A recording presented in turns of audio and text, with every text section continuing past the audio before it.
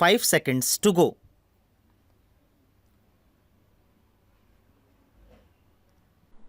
Mr. Vice Chairman, sir, at the outset, I must express my thanks to the honorable members on both sides of the House who have participated in the discussion on the 6th five-year plan document.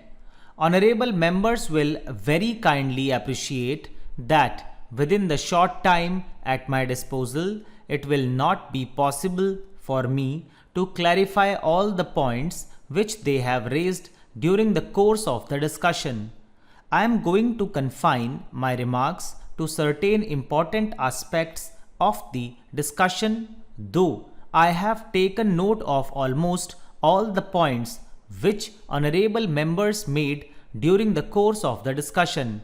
At the outset, I must also say that one of the honorable members was pleased to ask what is the purpose of having this kind of a discussion 1.5 years or almost 2 years after the plan has started.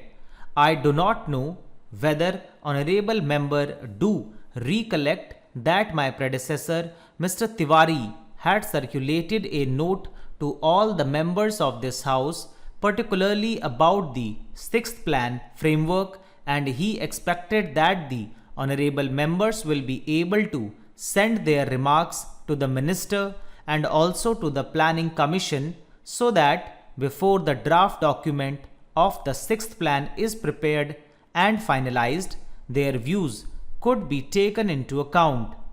How many members sent this kind of information is a matter which I will have to inquire into, but that exercise was gone into and now the plan was finalized in February 1981, and thereafter we have taken the earliest possible opportunity to see that the plan is discussed in both the houses.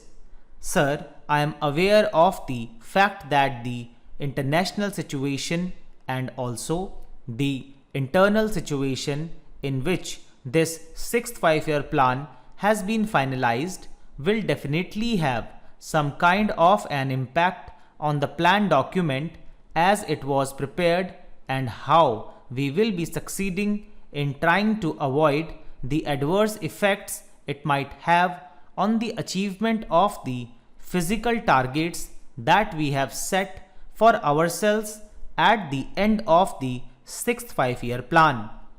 Sir, there are 3 points which were mentioned by all the honorable members. The first was that the plan was prepared with 1979-80 as the base year, and thereafter there has been a price rise of a considerable order. Sir, the first thing which I would like to clarify is about the inflationary trend which has set in.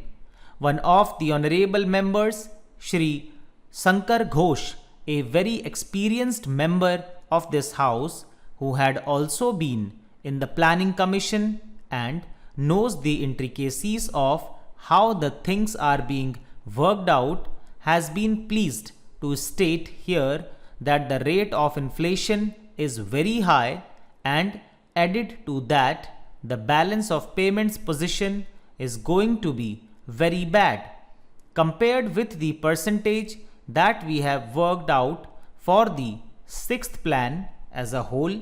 For imports, for the first year the import bill has risen very high. Then how is this assumption going to be correct? That is the point, and a very valid point which he raised during the course of the discussion. Sir, he also mentioned about the Honorable Finance Minister making his speech at Kanpur, wherein he seems to have made a reference that a little inflationary trend is a kind of a stimulant to the economy. Sir, the inflationary trends we cannot view in isolation. Honorable Shri Shankar Ghosh will definitely agree with us that there are 2 factors which will have to be taken into account. The first factor is the international situation which is now obtaining. Secondly, whether we like it or not, we have to import the oil products. If they are to be imported, can we take a serious view of the situation? That is a thing which I am sure most of the honorable members there will be able to appreciate. The second aspect is, why is it that we have such a high import bill in 1980-81? When the plan itself commenced and when we were talking in terms of 9%, immediately in the very first year it jumped. I am sure that most of the honorable members are aware of the fact that it is on account of the kind of legacy that this government got. I would not like to dilate on that issue, but the fact of the matter is that the agricultural production had gone down. Even in the industrial sector, there was a decline of 1.4%.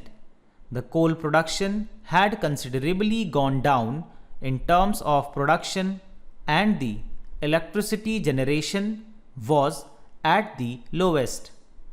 If we had to make a beginning, which in fact is within the control of the government of India, with these infrastructural facilities which will have to be provided both in the agricultural sector and the industrial sector, concerted efforts will have to be made.